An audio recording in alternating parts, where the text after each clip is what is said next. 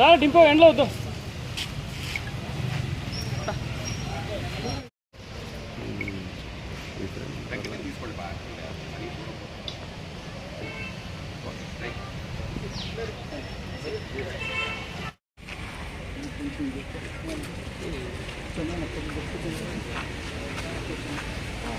లేలే బాబు నువ్వు తీసుకో నేను తీసుకుంటాను.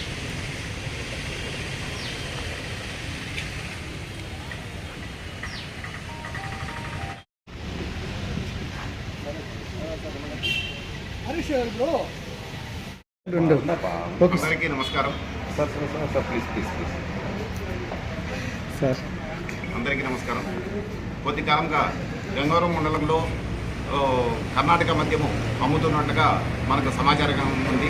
దీనికి సంబంధించి ఒకతను పుర్రపల్లికి చెందిన గిరి అనే వ్యక్తి కర్ణాటక నుంచి అక్రమంగా మద్యం తీసుకొని వచ్చి ఇక్కడ చాలామందికి అమ్ముతున్నట్లుగా సమాచారం మీద అతని మీద నిఘా పెట్టడం జరిగింది.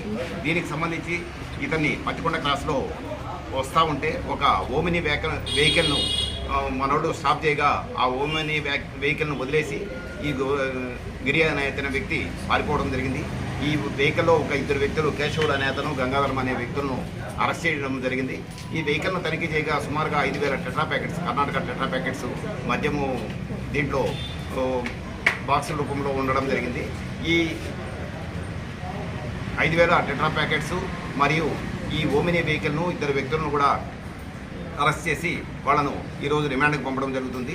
వీళ్ళిద్దరినీ విచారిస్తే ఇంకా సుమారు 8 మంది దీంట్లో పార్టిసిపేట్ చేసినట్లుగా, వీళ్ళందరూ కూడా గిరి అనే అతను ఎక్కడెక్కడ సప్లై చేస్తుంది, ఎవరెవరికి సప్లై చేస్తుంది వాళ్ళందరినీ కూడా ఐడెంటిఫై చేసి 8 మంది మీద కేసు పెట్టడం జరిగింది.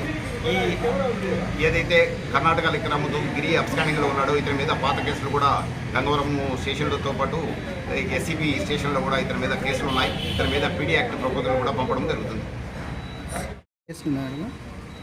పీడీ యాక్ట్ అంటే జిల్లా బహిష్కరణ ఎట్లా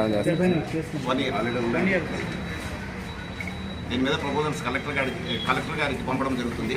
కలెక్టర్ గారు దాని మీద పీడీ యాక్ట్కు సంబంధించి అతని మీద వారెంట్ ఇవ్వడం జరుగుతుంది. ఆ వారెంట్ ఇచ్చిన తర్వాత అతను 1 year జైల్లో ఉండాల్సి వస్తుంది.